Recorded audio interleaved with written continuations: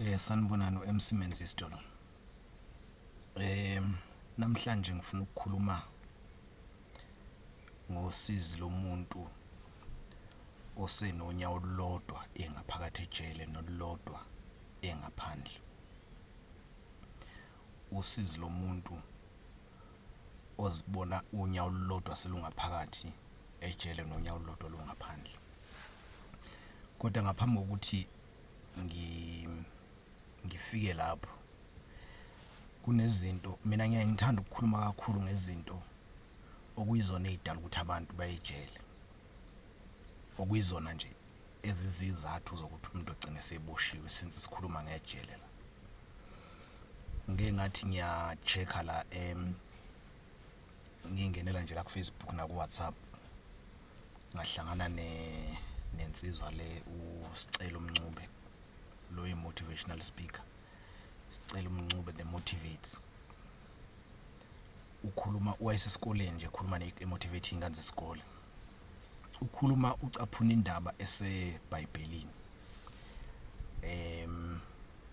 Ucaphuna indaba eseBhayibhelini. Uthi ukhuluma ngale ndaba la khona kunowesifazane bayazi abafunda iBhayibheli bazoyithola lo ncwadi. Mina iBhayibheli angilifundi. Not ukuthi angilifundi, in fact angilithandi. iBhayibheli angilithandi, ngiyalifunda but angilithandi. Nakhona ukulifunda kwami mina ngilifunda ngoba ngisuke ngikhonjwe incwadi ethize. I only read political books, history books. So if lezo ncwadi zingikhomba iBhayibhelini then I go there. Well ke ngangilifunda phela ngisasonta ngiseyingane and all that. Ngake ngalithanda iBhayibheli ngangisafunda uStandard 2. Bangifunda u2 lapha ngifunda esweni. Sasikhulu ngangithanda indaba kaSamson. Samson wayisha amaFilisti ngomhlathi wembongolo. So ngangithanda sasifunda lonto esikoleni ebese sasifundisa uMisinene futhi khona umisi wakuthiwa uMisinene akasekho emhlabeni, may his soul rest in peace. Ngangifunda esweni so makade kufundwa leyo part leyo kuthiwa uSamson bese esho ukuthi le ndaba ise verse nelithile kwi chapter ethile eBhayibhelini bese ngifike mina ngilifunde ekhaya ngoba mama wayenalo. So I grew up ngilifunda nje like that. Kodwa ngithe sengimdala sengikwazi ukubona izinto ngangalithanda nje. Kodwa ngiyalifunda ngoba I regard iBhayibheli as an imperialist book by the Romans. But ke into endeleyo ngiyithi ukuyichaza kwezinye ikhathi.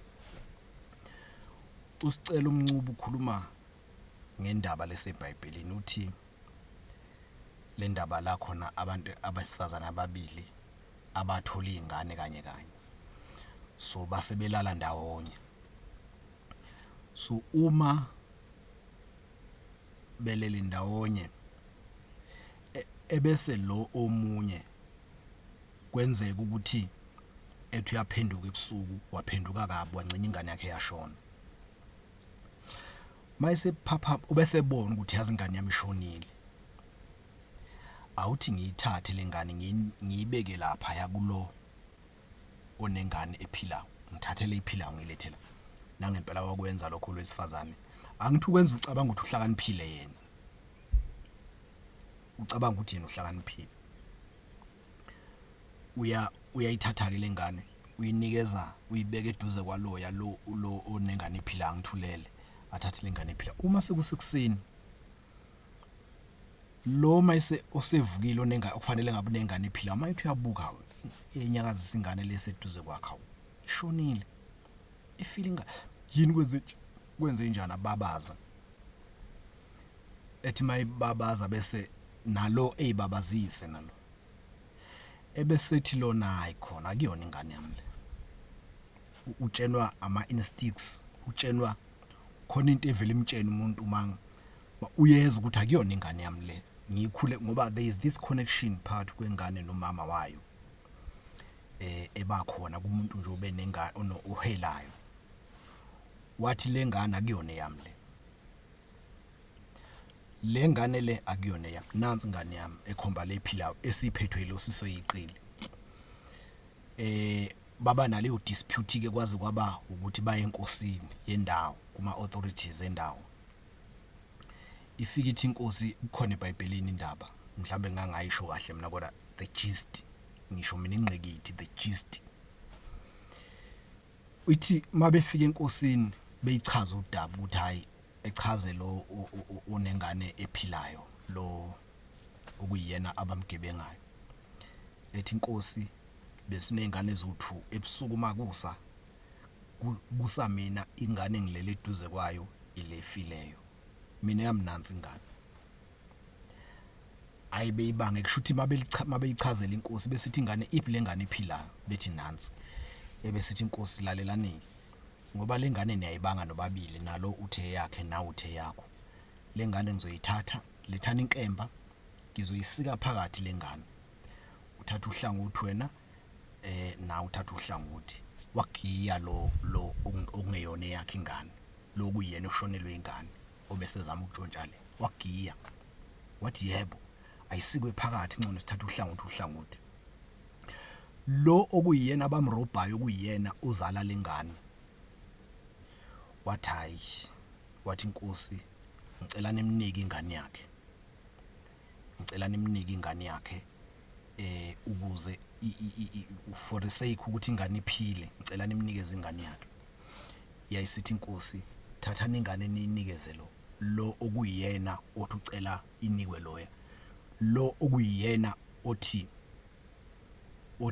ayingabulawa ingane yathi inkosi nanga umnikazi wengane ilona othi ayingabulawa ingane ngoba awukwazi ukuthi ingane uthe yakho kodwa makuthiwa izosikwa phakathi bese uvuma futhi ukuthi izosikwa phakathi the value yomphefumulo womuntu lo muntu wesifazane waveluisha umphefumulo cabanga umphefumulo wengane wawuveluisha kangangokuthi wazi wanikela ngayo ngoba kwasi ukukunikela ngayo ingane yakho ukuthi akabange sasho ukuthi hayi ayingasikwa kodwa eyami cha wavela wathi nje ngicela ukuthi inkosi nimnike ingane yakhe yasithi inkosi yakho ke lengane wena usho njalo waveluisha umphefumulo womuntu uyazi ukuthi emajele sinenki emajele njengoba abantu bekhona kubhlungu basejele ingane zakwethu kubhlungu akumnandi but I'm going to tell you why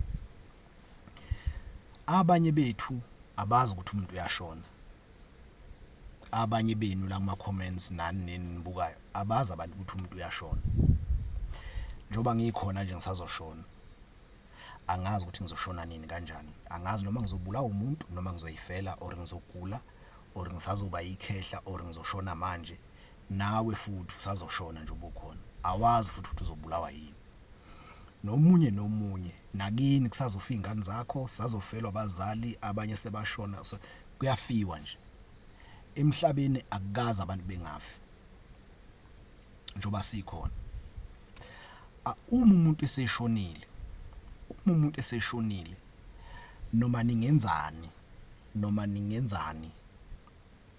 noma ningenzani angeke lo muntu avuke umuntu meseshonile angeke azavuka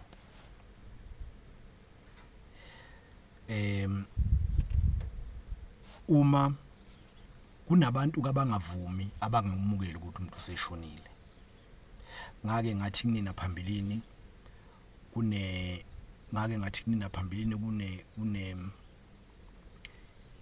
kunensizwe eziningi ekumele ngabe azikho emajele kodwa ezahlulwa nje ukumukela ukuthi umuntu wakubo or umfowabo ngobaba omncane ngabe ingane ishonile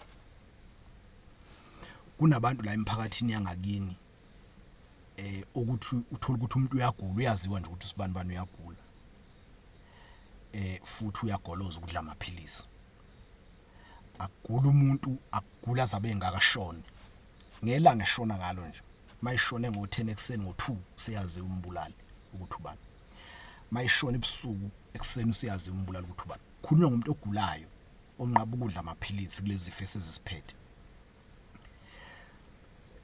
besuke labo abangamukelanga ukuthi umfowabo or ubaba wabo ugulile bevele besuke beqonda umuntu onebhadi bafike bembulali bethi uyobulela umfowabo kodwa umfowabo ugulile kuze kube khona ngisho abaseceleni abakuvumelayo lokho ukuthi hayi impela umbulelo sibani uyazi ukube nje ngivumelekile ukuxoxa indaba zangakithi ngabe ngiyayikhuluma. Yazi ngeke ngajabha bafuthu kusenzima emhlabeni.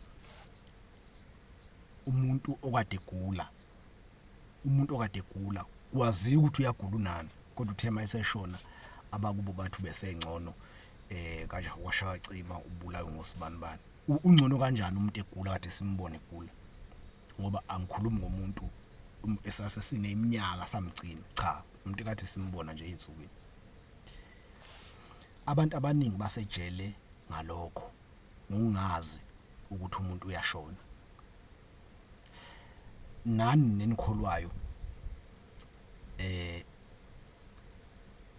khulumani ukuthi emabandleni lapho, khulumani ukuthi umuntu uyashona, singaboni ngoba iBhayibheli noma inkolo, angingasho ukuthi iBhayibheli, inkolo nomthetho kaNkulunkulu uyakuveza ukuthi umuntu uyafa, futhi isikhathi sokuthi umuntu efe nesikhathi sokuthi umuntu nanokuthi uyofa kanjani akwaziyo. Asikukhulumeni ukuthi abantu bayafa, ningathi umuntu mayesefile bese nifuna ukuthi kuphinde kufa abanye abantu, kube namacala amaningi, abanye bengene ejele, isidingo singekho.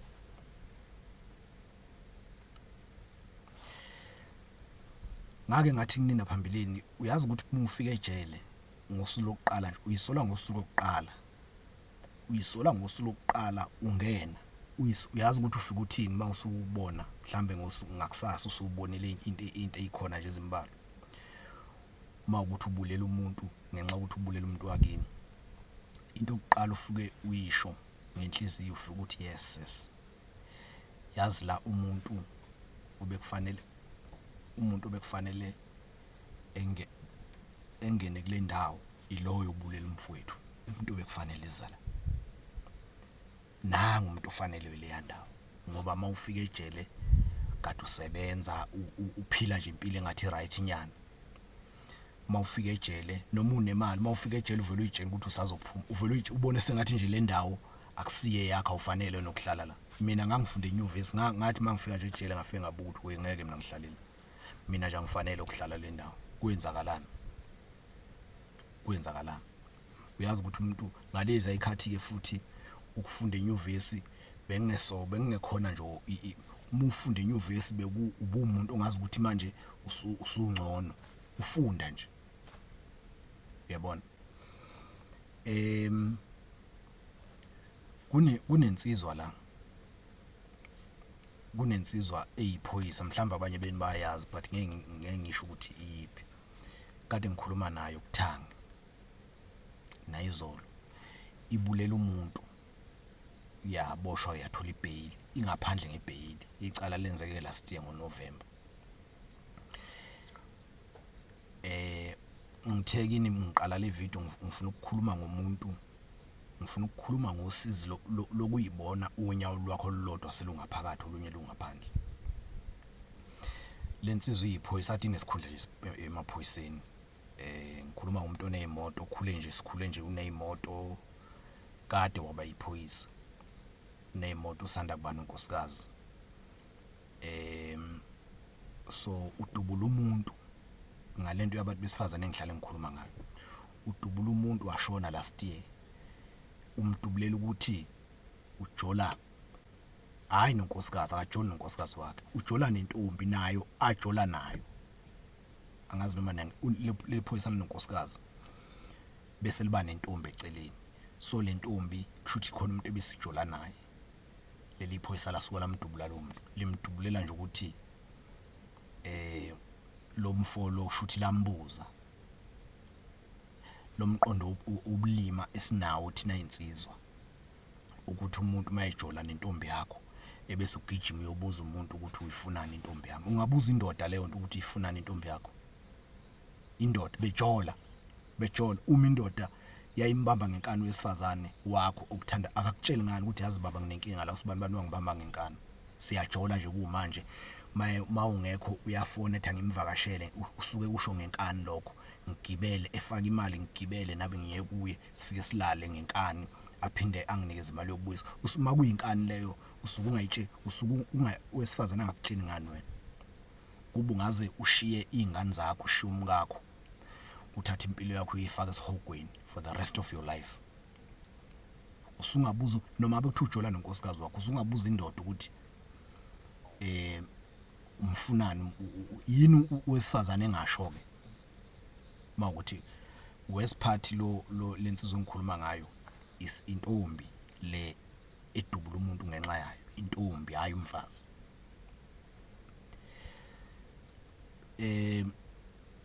Kade ngikhuluma naye ke izolo namhlanje, ngiyamuzwa uyathanda yena ukuthi udaba lakhe selikhulume ngoba but after maseliphelile udaba uyabona umuntu oyisolayo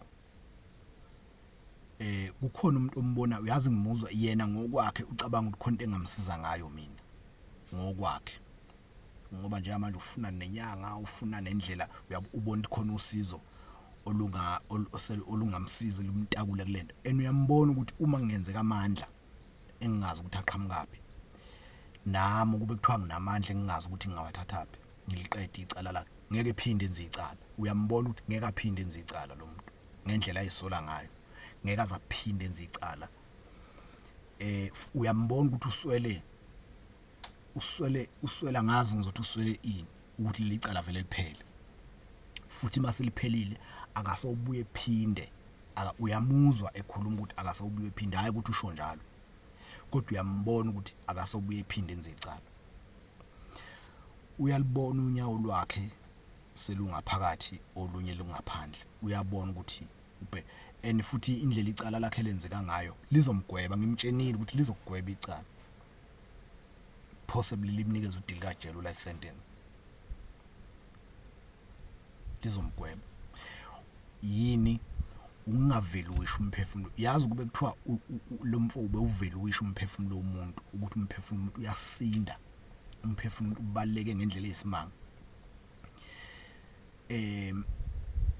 Ngabe yabo nje kulezi inkinga kanazo, ufundisa izingane, unomuzi, ukhokhela imoto, unamabhizinisi aseceleni, uyabona ukuthi yini eyonakalayo ngalesi senzo sakhe nje sokungawuveli uwisho umphefumulo womuntu. Sekuzobonakala izinto eziningi manje. Uzothi mayifika unkosikazi wakhe semusha, uzothi mayifika ejele lomfo uzokwenzana unkosikazi wakhe, njengoba ngeke ngasho ukuthi basanda kushada, uzokwenzana unkosikazi. Let's say nje ugwetshwa life, let's say ugwetshwa udili kajele, uzokwenzana unkosikazi lo sele ekhaya yakhe. Iyeke intombi vele okwayo kuzophela nje,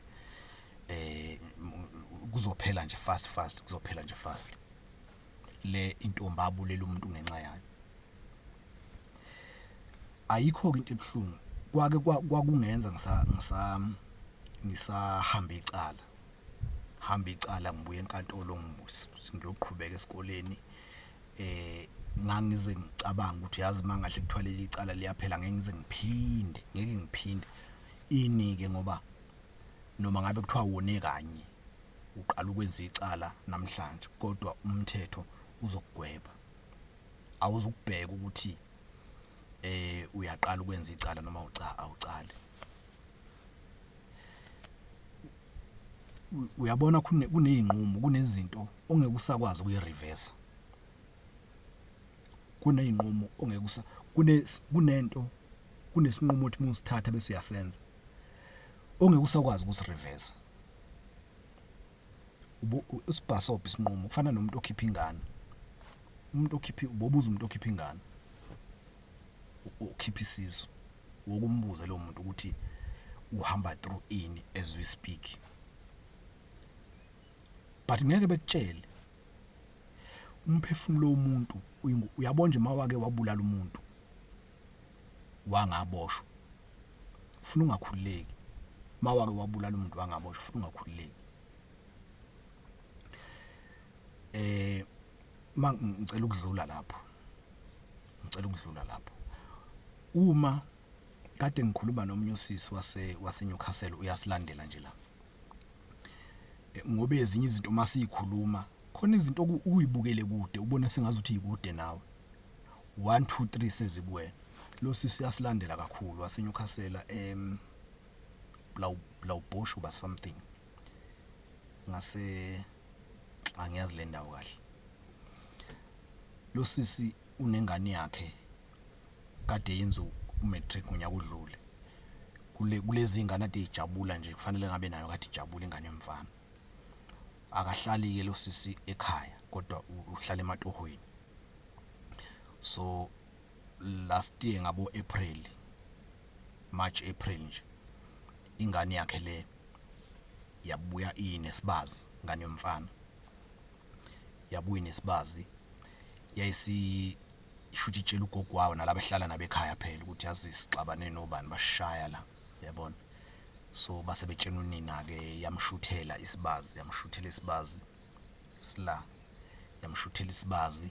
So unina wabuka nje awungane yami yini bekwenze njani hayi besilwa nje nabafana bangani babanga ukuthi babanga izinto zemngcele ukuthi wena awuhambi akuhanjwa ngale nina lento ebolile abafana basemalokishini laba baphakamisa izithupha lento ukuthi nje njoba isikuthothi bafunda kulesi isikole uyafunda lo mfana bafunda kulesi isikole.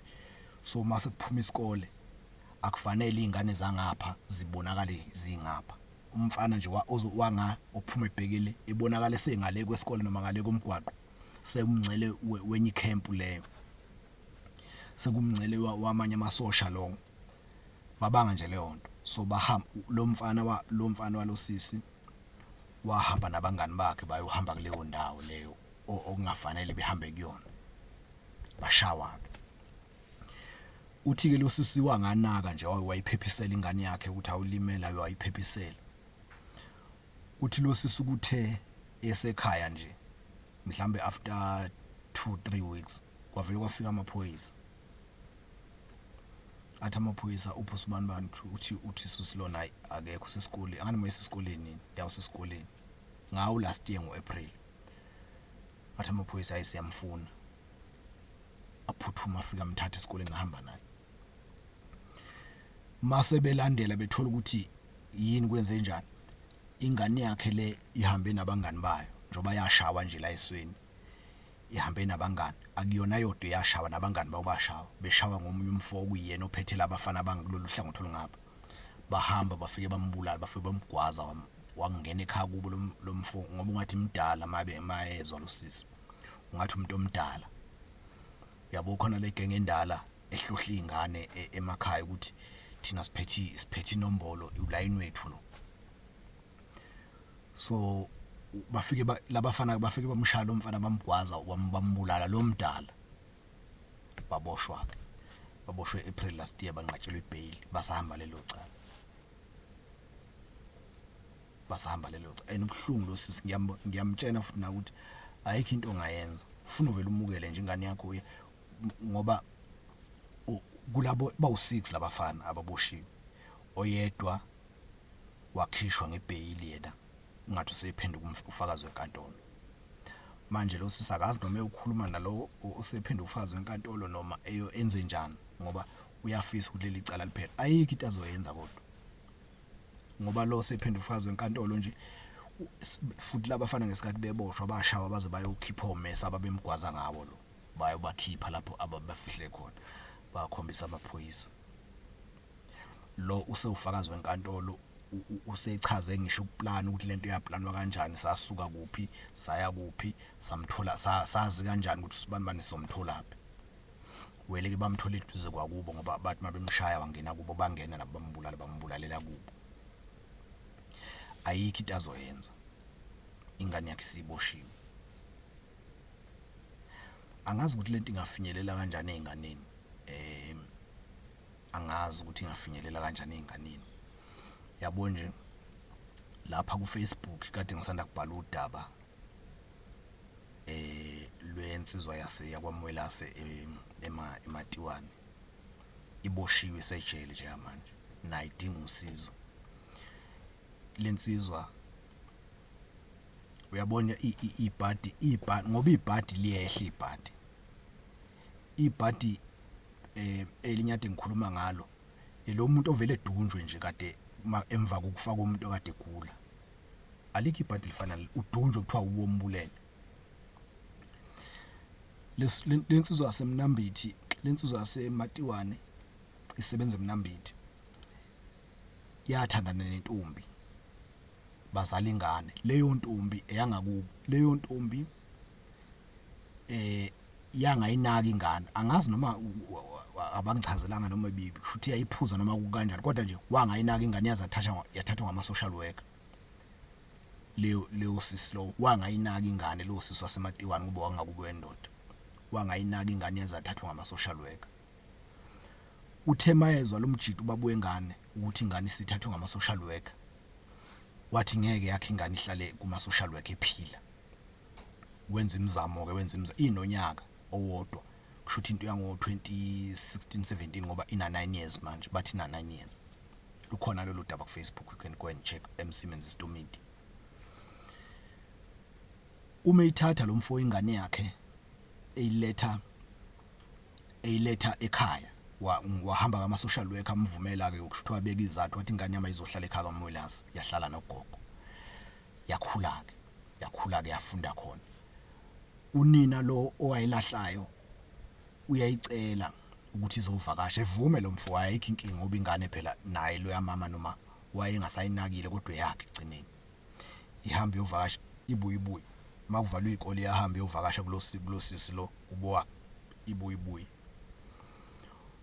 kuthe ngo last year yahamba ingane angazi noma kube kodwa uboshwe ngoAugust lo mfo yahamba ingane lengane yasuka kubo kaMwelasi kubo kaBabuwa uBabuwa njalo akahlali khona uhlala eMnambithi ngoba usebenza eMnambithi usehlala emqashweni kodwa uyabuya nje mayengasebenza emakhaya ngama weekend or something noma ngama holiday ingane yakhe ihlala nogogo nezinye izingane la icikeni ziningi so mayisuka lengane yovakasha kubuwa lo mama lo kubuwa lo sisi lo oyizalayo lengane lo wayengayinaki ingabe sabuya ingane mase kuvula ikole ingabuya ingane kuthi nje bengakanaki laba besayibuza ukuthi ingane manje kanti ayisabuya ingane kuvele kufika amaphoyisa kwaMwelasi kubuwa bobo ingane efika amaphoyisa ngeshoti engasadle inkombe zamuntu evele efika amaphoyisa ethi sizofuna usibanibani azofuna uBabuwa lengane uMwelasi bethi abala ekhaya akekho usemsebenzini eMnambithi ashiqonde eMnambithi amaphoyisa afika amshaqa khona amvalela ngoAugust last year makubuzakala ukuthi yini wenzeni kuthudlwe ngulele ngane sekusho lo mama wayengayinakile ingane uthi mase bezama ukuthola phela umndeni wakoMwelasi ufuna ukubona insizwa yawo ibosholeni umama wakhona ufuna ukuthola nentombi yakhe ngoba usenentombi nomunye umama wengane wasesahlumbe lo mfo mabe enkantolo ufika uthi lo owayekade ingane engasayinakile uthi mina ingane njoba izongivakashela nje ngithe ayibuyele phela ekhaya kubo ngoba ikole sesiyavulwa yanqaba ngathi hayibo buyele ekhaya kini kwenze njani yanqaba ingane yathi manje khona ubaba omncane wayo ithethisayo lapha kwaMwelasi njalo nje uthethisayo nayodwa uthi ngathi hey hamba uye kwaMwelasi uyohlala khona ngizohlala khona hambe khona yavele yakhala ingane uthi mangiyibuza ukuthi yini indaba kwenze njani khona umuntu okuthinta la ekhombe isithweni sangasese singane yathi ingane ubaba wangidlwengula wabe sembopha abakaMwelasi kabalikholwa ke lolo daba lolo ngoba phela futhi ayikho iDNA ngoba udaba lolo kuthiwa lengane angazi ukuthi bathole kanjani labo ukuthi ingane yadlungulwa ngo2024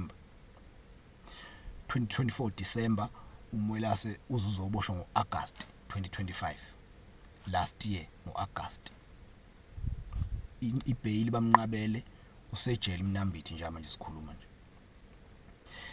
lentombi lengithi unayo manje uMwelasi nengane na 9 months ithema nayo ngokudinwa phela mabese enkantolo beficana nalomama wengane lo kuyingane le edlwenguliwe mayimbuza lentombi ukuthi yindaba nithi uMwelasi ngoba phela uMwelasi uyaqonywa uthi lo mama wengane ngiyamazi nami nentombi ngihlupha ngeintombi nje uyaqonywa wengayidlwengulwa kanjani ingane yakhe ngoba futhi nangalesi sikhathi nishoyo ukuthi wayidlwengula wayihleli nami wathi lona nawe ngiyakulaya awukuzwe ukondla ingane wedwa ngoba ngazi ukuthi amadoda abantu wawafunani ukuzwe nje ukondla ingane wedwa ukuthi wawuyithathela indoda umuntu wakwayibona enjalo abantu abawuveli uyisho umphefumulo awubuka nje lensizwa ngoba phela noma ngabe ubufakazi noma ngabe iDNA ayikho kodwa uma ingane isithe ngadlwe angithi noma ingane mayisekhandiwe ingane yathi ngadlwe ngilosibanibani amaphoyisa azothatha lokho futhi nasenkantolo kubufakazi obuphelele ngoba iDNA phela izokubabikho ngoba akusikho ukuthi kubanjwe ama spams ingane ibidlwengulwa khona ngaso leso sikhathi noma ebusuku yatholakala nama spams omuntu cha njoba kuthiwa icala lenzeka ngo2024 nje December vela ama spams awasekho enganeni asikho isidingo sokuthi kuthathwe igazi lalo kuyokwenza iDNA ngeke yenziwe iDNA kuzoboshwa lensizwa le ibhadi ke lokuthandana nomuntu osuke enengqondo kanjalo kodwa ke ngiyabakhuza abantu abafana nalabo ngiyabakhuza bengikhuluma ke ngosizi lokuyibona usungaphakathi ejele olunye unyawo lungaphandle ziningi insizwe engikhuluma nazo ezinye zihamba amacala awusekho umlingo ozokwenziwa awukho umlingo ozokwenzeka bafethu ngiyabonga kakhulu